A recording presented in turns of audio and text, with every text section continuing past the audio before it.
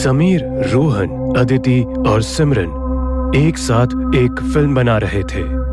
चारों साथ में एक मीडिया कंपनी में काम करते थे और चारों में गहरी दोस्ती थी।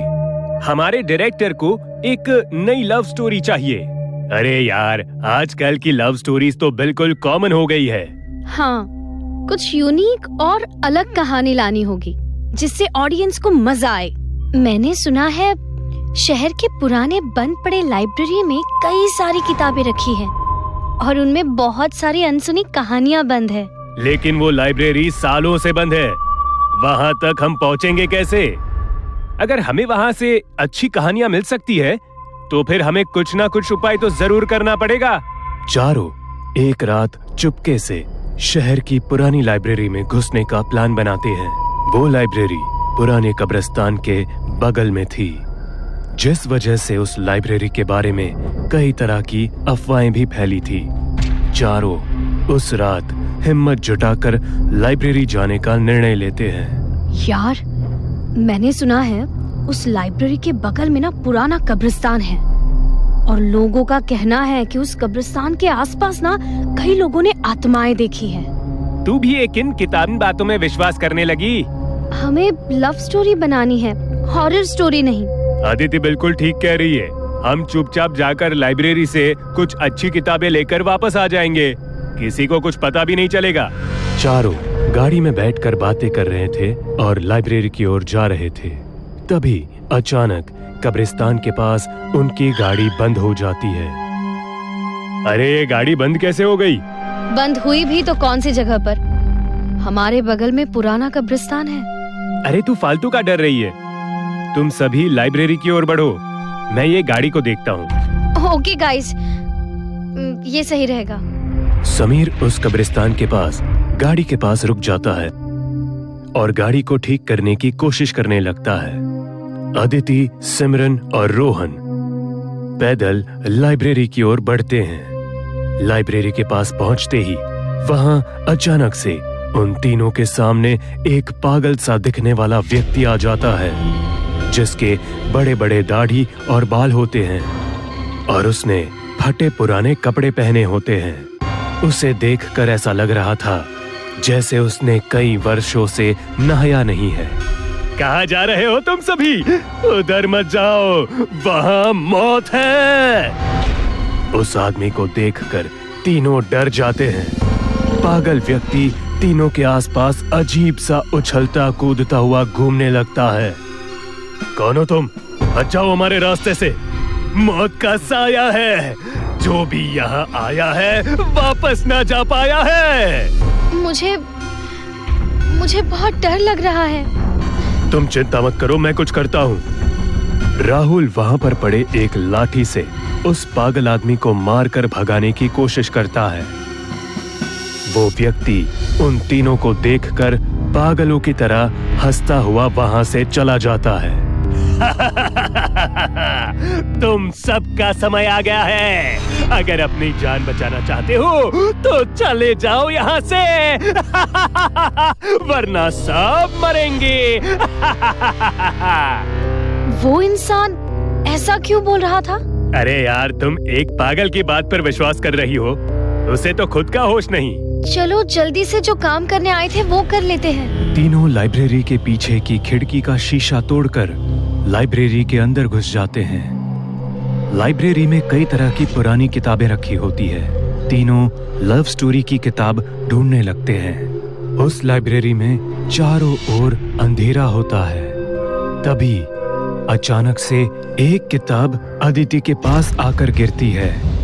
वो किताब एक सफेद कपड़े में लिपटी होती है और उसके ऊपर कई तरह के धागे भी बंधे होते हैं। ये कौन सी किताब है और ये इस कपड़े में क्यों लपेट कर रखी है? अदिति सारा धागा और कपड़ा हटाकर वो किताब निकालती है। उस किताब के ऊपर राजकुमार और वैश्या की प्रेम कहानी लिखा होता है और उस किताब के ऊपर कुछ अजीब सी चित्र भी बनी होती है। अदिति उस किताब को देखकर खुद को रोक नहीं पाती। तुम्हें कोई अच्छी किताब मिली क्या? ये देख, इस किताब का टाइटल कुछ यूनिक लग रहा है। और तो और इस पर बहुत ही अजीब चित्रकारी भी की हुई है। देख। ठीक है, हम इसे ना बैग में रख लेते हैं, वो हम बाद में पढ़ लेंगे। इस किताब को मैं अपने पास रख लेती हूँ। अदिति उस किताब को अपने बैग में रख लेती है। अचानक अदिति को लगता है कि बैग के अंदर वो किताब अपने आप खुल रही है और बंद हो रही है। तभी वो उस किताब को अपने बैग से बाहर निकालती है और अचानक एक तेज हवा का झोंका आता है, जिससे उस किताब के पन्ने पलटने लगते हैं। क्या हो रहा है? ये सब क्या हो रहा है? इस किताब के पन्ने अपने आप कैसे पलट रहे हैं? तभी उस किताब के पन्ने पलटने बंद हो जाते हैं। वो किताब के पन्ने एक जगह आकर रुक जाते हैं। उस पन्ने पर राजकुमार और उसके पैरों के पास बैठी लड़की की तस्वीर होती है, जिसके कपड़े देखकर वो एक वैश्या प्रतीत होती है। अदिति उस पन्ने को पढ़ने लगती है। राजकुमार और वैश्या की प्रेम कहानी। ओह, ऐसी कहानी तो धूम मचा देगी।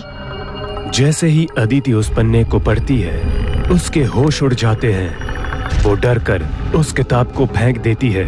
तभी वो देखती है कि उस किताब पर बनी वैश्या की तस्वीर वहां से गायब हो जाती है और वो औरत अदिति के सामने खड़ी होती है। तुम तो राजकुमार की प्रेमिका हो ना, जिसकी तस्वीर किताब में थी?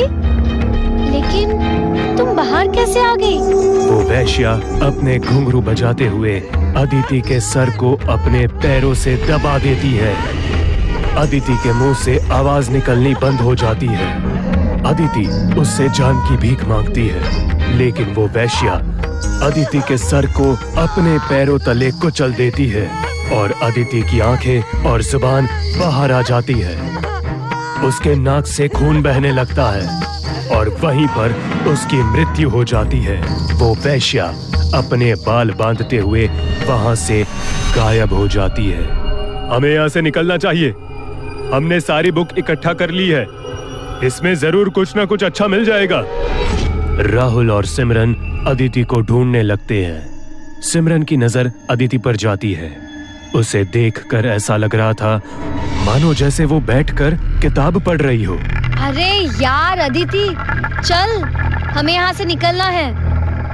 तू यहाँ बैठकर किताब क्यों पढ़ रही है? अदिति का कोई जवाब नहीं मिलने पर सिमरन उसके पास जाती है और उसके कंधे पर हाथ रखती है। अदिति की लाश लुढ़क कर गिर जाती है। सिमरन अदिति को देखकर डर जाती है और वो जोर से चिल्लाती है। क्या हुआ? क्यों चिल्ला रही हो? अदिति, अदिति, अदिति! रोहन अदिति की लाश को देखकर हैरान हो जाता है और वो सिमरन का हाथ पकड़कर वहां से भागने लगता है। तभी वो गलती से अपना पैर उस किताब के ऊपर रख देता है। अदिति की ऐसी हालत किसने की होगी? ये देखकर ऐसा लगता है मानो जैसे कोई बुरी ताकत का काम हो। हमें यहाँ से फौरन निकलना होगा। तभी वो किताब रोहन और सिमरन के पैर में फंस जाती है और दोनों गिर जाते हैं। ये किताब, ये वही किताब है जो अदिति ने अपने पास रखी थी। रोहन और सिमरन उस किताब को देखने लगते हैं और देखते ही देखते किताब पर बनी वैश्या की तस्वीर अपना हाथ निकालकर रोहन का गला पकड़ लेती है। दोनों ये देखकर डर जाते हैं। अदिति रोहन का गला छुड़ाने की कोशिश करती है। तभी वहाँ से वो वैश्या की तस्वीर गायब हो जाती है। तुम ठीक तो हो ना? ये सब क्या हो रहा है? ये जरूर शापित किताब है। ये औरत की तस्वीर अचानक गायब कैसे हो गई? इस किताब ने ही अदिति की भी जान ली होगी। I'm sure।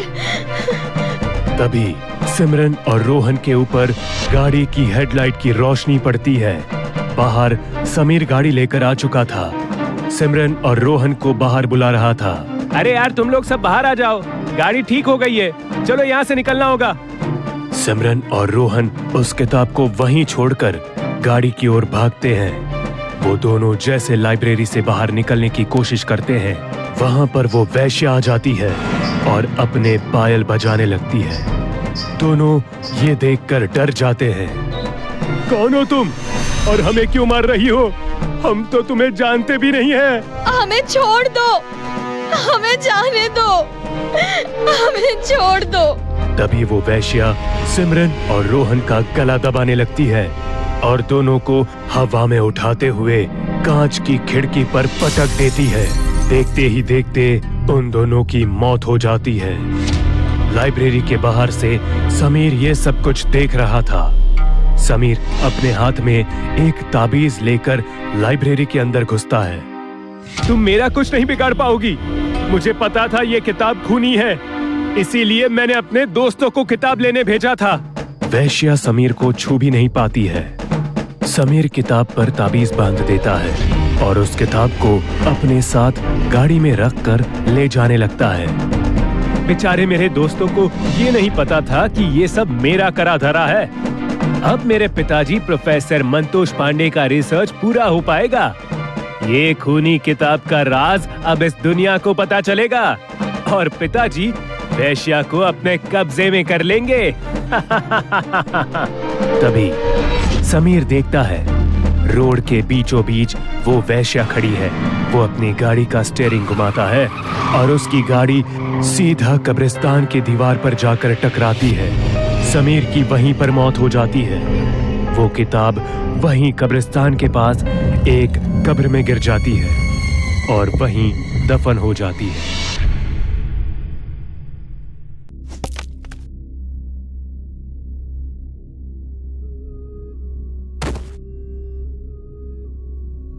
चलो फटाफट इनकी लाश को अपने गार्डन में गाड़ देते हैं। हाँ चलो।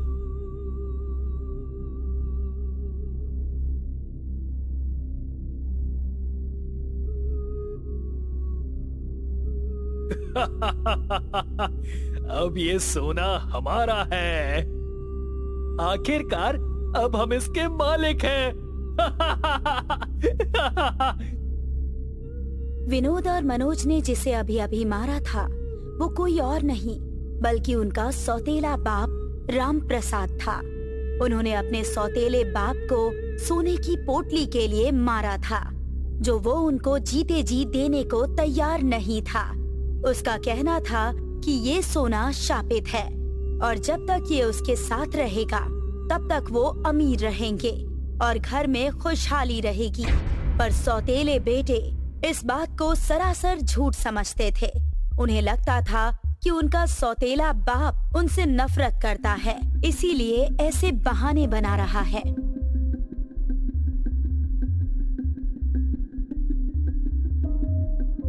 पिताजी कहाँ हैं? उनका तो देहांत हो गया। क्या? हाँ, कल ही हुआ था। तो आपने हम दोनों को बताया क्यों नहीं? मैं मायके ही तो गई थी, कोई देश से बाहर थोड़ी गई थी। हाँ और क्या, बच्चे आखिरी समय में अपने दादा को देख भी नहीं पाए। मैंने सोचा तुम परेशान होगी, इसीलिए नहीं बताया। खैर, अब जो हो गया सो हो गया, जाने दो। विनोद और मनोज की पत्नियां और बच्चे राम प्रसाद के मरने से काफी दुखी थे, क्योंकि राम प्रसाद का व्यवहार उन सब के प्रति बहुत अच्छा था। पर विनोद और मनोज बहुत खुश थे, क्योंकि उन्हें सोने की पोटली मिल गई थी। वो उस सोने की पोटली से एक एक अंगूठी निकालकर पहन लेते हैं।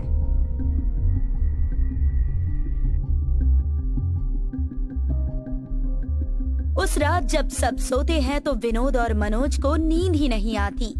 रात के 3 बज जाते हैं और वो लोग करवटें ही बदलते रहते हैं। तभी अचानक एक डरावनी आवाज आती है। सोना, सोना, सोना।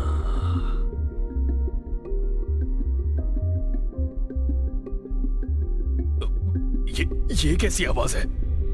भैया, ये आप क्या बोल रहे हैं? नहीं, मैं इतनी रात में क्यों बोलूंगा? पता नहीं ये कैसी आवाज है। मैं तो सो ही नहीं पाया। सो तो मैं भी नहीं पा रहा हूँ। वो लोग ये बातें कर ही रहे होते हैं कि तभी वो आवाज एकदम तेज हो जाती है। सोना, सोना, सोना। हे भगवान, ये क्या हो रहा है? ये आवाज कहाँ से आ रही है? दोनों भाई पूरे घर में और घर के बाहर देखते हैं, पर उन्हें कहीं कुछ नजर नहीं आता। अंत में वो जाकर वापस लेट जाते हैं। डर से उनके रोंगटे खड़े हो गए थे। उन्हें कुछ समझ नहीं आ रहा था। वो सोने की कोशिश कर रहे थे, पर सो भी नहीं पा रहे थे। और ऐसे ही करते करते सुबह हो गई। पापा, आप अभी तक लेटे हुए क्यों हो?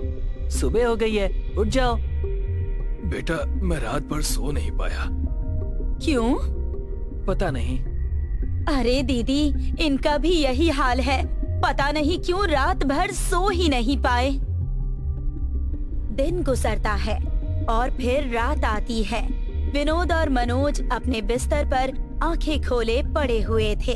तभी उन्हें ऐसा लगता है कि जैसे घर में भूकंप आ रहा है। वो लोग चीखते हुए अपने बीवी बच्चों को उठाते हैं और बाहर की तरफ भागते हैं।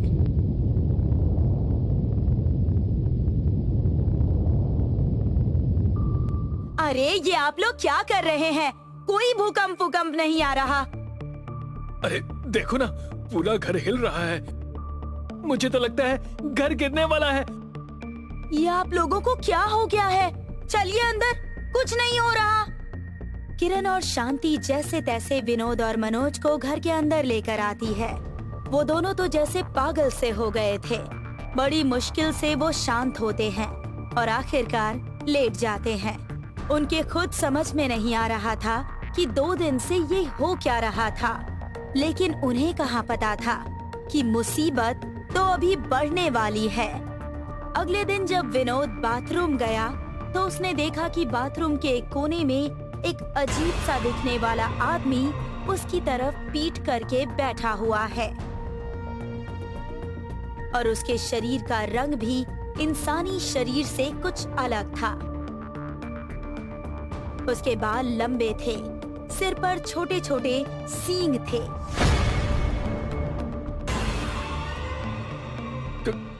कौन है? कौन है? तेरी मौत। ये बोलकर वो आदमी घूमता है तो विनोद डर से कांप जाता है, क्योंकि उसके मुंह पर खाल नहीं थी, सिर्फ मांस ही मांस था। उसके हाथ में किसी इंसान का हाथ था और वो उस हाथ को चबा रहा था। विनोद को देखकर वो उसकी तरफ भागता है। विनोद घबराकर बाहर भागता है, पर वो आदमी विनोद का पैर पकड़ लेता है। अरे क्या हो गया? किरण, मुझे बचाओ, ये मुझे मार डालेगा। किरण! कौन मार डालेगा?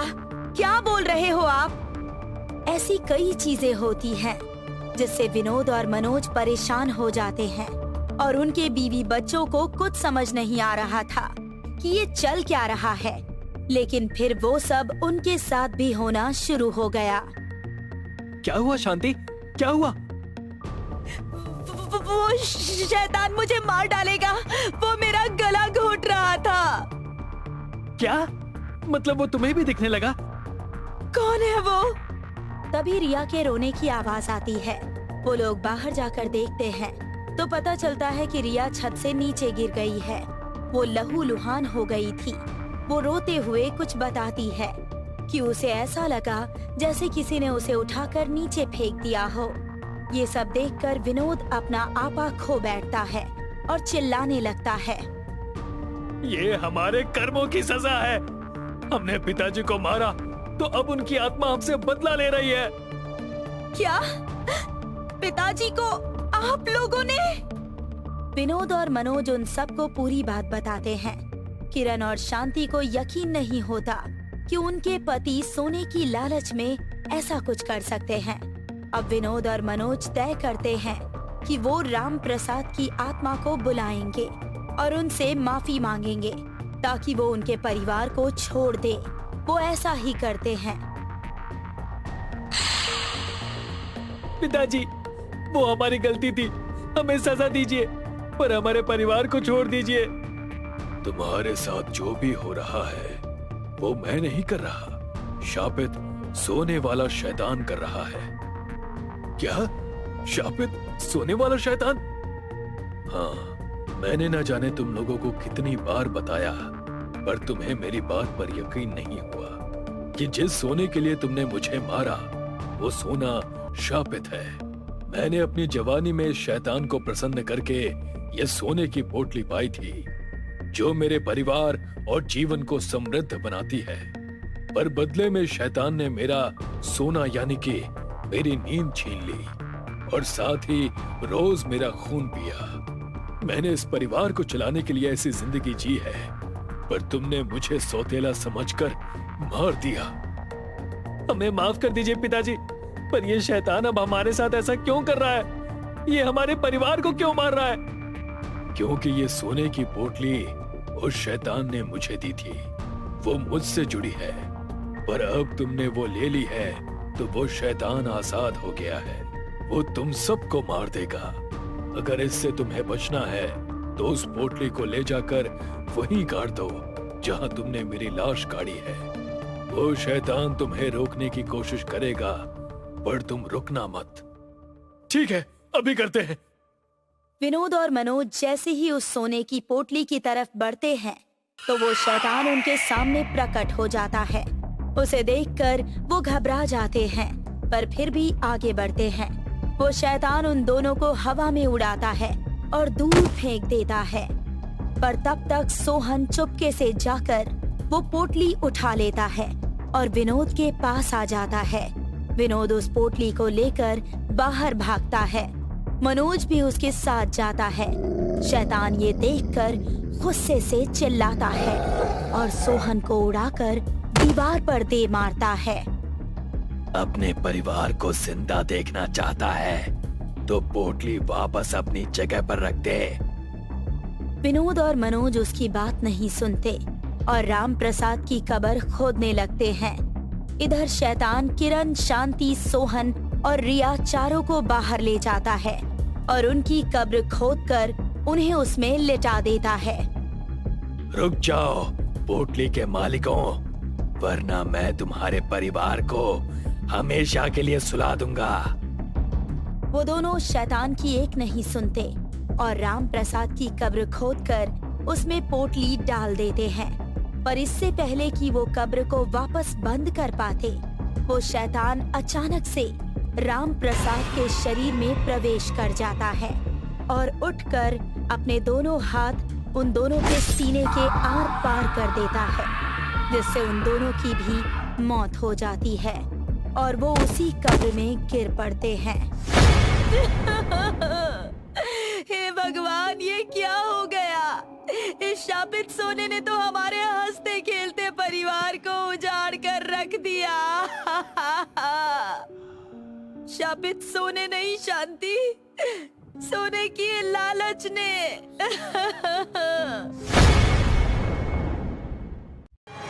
ये कहानी शहर के बाहर एक घने जंगल की है, जहां लोगों का कहना है कि 2 सिर वाली चुड़ैल दिखाई देती है जो लोगों का खून पीती है। इसीलिए लोग दिन में भी इन जंगलों में जाने से डरते हैं। शुभम और मनदीप फिल्म देखकर घर लौट रहे थे। अरे आज तो मजा ही आ गया, इतने दिनों बाद पिक्चर देखी। क्यों यार, क्या बोलता है? अरे मुझे डर लग रहा है, अब जंगल का रास्ता चालू होगा। वो 2 सिर वाली चुड़ैल यहीं जंगल में रहती है। तू पागल है क्या? चुड़ैल होती ही नहीं है, और वो भी 2 सिर वाली चुड़ैल, वो तो हो ही नहीं सकती है। अरे यार तू ऐसा मत बोल, बस नीचे देख और चलते रह। अबे यार, तू हमेशा छोटी छोटी बातों पे डर जाता है। सुना, अब भी यही बोलेगा तू? अरे कोई जानवर होगा। तू भी ना बहुत बड़ा वाला बेवकूफ है। शुभम निडर बनकर चलने लगता है और मनदीप उसके पीछे पीछे डरा सहमा चल रहा है। कुछ दूर जाने के बाद पेड़ जोर जोर से हिलने लगे। अरे बिना हवा के ये पेड़ इतने क्यों हिल रहे हैं? शुभम बुरी तरह डर जाता है, हाथ पैर कांपने लगते हैं। भागने की कोशिश करता है। भागते भागते गिर जाता है। अबे क्या हुआ? पेड़ के ऊपर देख। पेड़ के ऊपर दो सिर वाली चुड़ैल थी। अच्छा, मुझे डरा रहा है। चुपचाप चल, मैं डरने वाला नहीं हूं।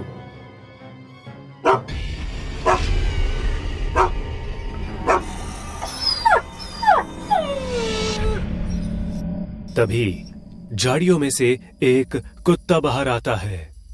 कुत्ता जख्मी है। कुत्ते को देखकर शुभम और डर गया। उसके माथे से पसीना टपकने लगा। जरूर दो सिर वाली चुड़ैल ने ही कुत्ते को काटा है। चुप ओए, कोई जंगली जानवर होगा। छोड़, जल्दी निकलते हैं यहाँ से। जंगल बस खत्म ही होने वाला है। दोनों जल्दी जल्दी चलने लगते हैं। पेड़ भी जोर जोर से हिलने लगता है।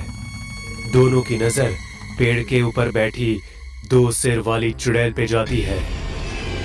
डर से दोनों भागने लगते हैं। चुड़ैल भी एक पेड़ से दूसरे पेड़ पर छलांग मारती है। चुड़ैल पेड़ से नीचे आ जाती है और अपने हाथ और पांव दोनों से भागने लगती है। अरे ये क्या हो रहा है? भागो!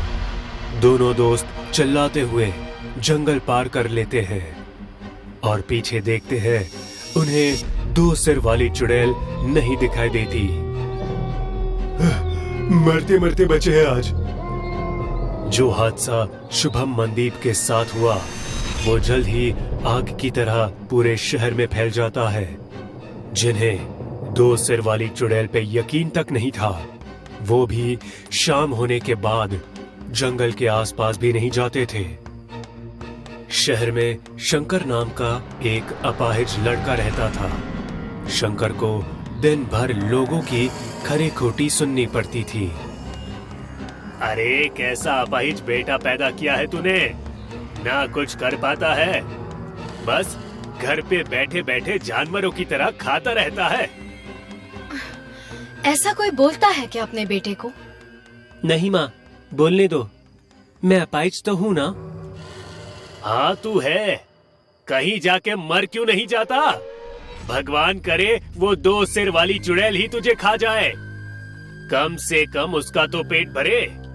आप भी ना कुछ भी अनाप शराब बोले जा रहे हैं। उस रात शंकर घर से जंगल की तरफ चला जाता है, जहां लोग दिन में भी जाने से डरते हैं। दो सिर वाली चुड़ैल, आजा, मुझे खा ले, मैं यही हूँ, खा ले मुझे। काफी समय हो गया पर फिर भी कोई नहीं आया। लगता है कोई दो सिर वाली चुड़ैल नहीं है। लोग ऐसे ही डराते हैं। अगर होती तो अभी तक मैं मर जाता। तभी जंगल से किसी के चलने की आवाज आती है। शंकर डर के पीछे घूमता है। कौन है वहाँ? अंधेरा होने की वजह से शंकर को कुछ दिखाई नहीं देता है, बस लाल आंखें दिखाई देती है और वो आंखें शंकर के पास आ रही होती है। शंकर डर के मारे कांपने लगता है। जैसे ही वो आंखें उसके नजदीक होती है, वो डर से नीचे गिर जाता है। शंकर के सामने दो सिर वाली चुड़ैल खड़ी होती है।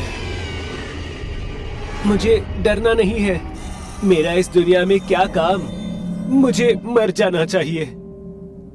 दो सिर वाली चुड़ैल, मुझे मार दे। दो सिर वाली चुड़ैल की आंखें लाल हो जाती है। उसके दो सिर बहुत ही डरावने दिखाई देते हैं। ये देखकर किसी की भी रूह तक कांप जाए। मैंने आज तक किसी की जान नहीं ली, तो तुझे क्यों मारूंगी? पर लोग कहते हैं दो सिर वाली चुड़ैल सबका खून पी लेती है। खून नहीं पीती, बस लोगों को डराती हूँ। पर क्यों?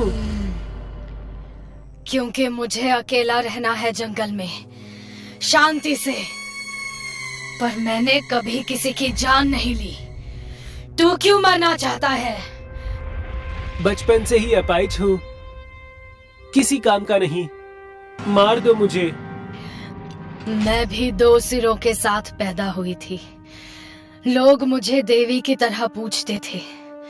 जब 16 साल की हुई तब एक तांत्रिक ने मेरा अपहरण कर लिया और मेरी बलि दे दी अपनी शक्ति बढ़ाने के लिए। उस तांत्रिक की शक्ति तो नहीं बढ़ी, पर मैं ना मर सकी ना जिंदा रह सकी। मैं यही रह गई इन जंगलों में, और आज 2 सिर वाली चुड़ैल के नाम से लोग जानते हैं। वही लोग पहले मुझे देवी की तरह पूछते थे। आपके साथ बहुत बुरा हुआ। आप बुरे नहीं हो। मैं लोगों को ये जरूर बताऊंगा। कोई यकीन नहीं करेगा। मरने के बाद लोग याद तक नहीं करते। लोग मतलबी है और मतलबी ही रहेंगे। तू मेरा छोड़, अपनी जिंदगी बना। तेरे पास लंबी जिंदगी है दोस्त। मैं जीना चाहती थी, उस तांत्रिक ने मुझे जीने नहीं दिया। तेरे पास मौका है, जी ले अपनी जिंदगी, जी ले। चुड़ैल इतना बोलकर गायब हो गई। 2 सिर वाली चुड़ैल की कहानी शंकर के मन को छू गई। उसने ठान लिया कि वो जीवन को सार्थक बनाएगा, और इस ख्याल के साथ वो जंगल से लौट गया। आज भी 2 सिर वाली चुड़ैल लोगों को डराती है।